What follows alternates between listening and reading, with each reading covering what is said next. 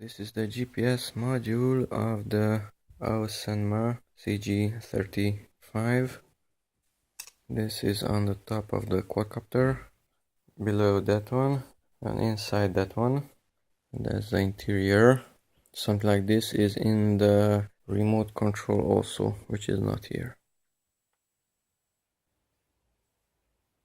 Okay, now it's working, the GPS is working. After I place back the default settings into the quad using the USB connection, now it's working. It has a FPV camera. Come on. It has an FPV camera, that small black one, and a battery.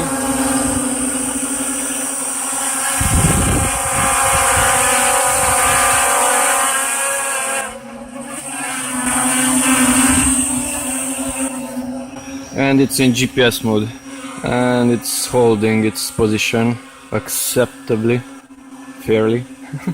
Oh, come closer.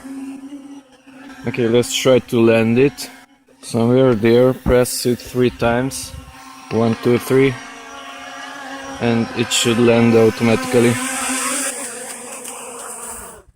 Okay, so the GPS was fixed. This arm is broken and it's not straight, but it's okay.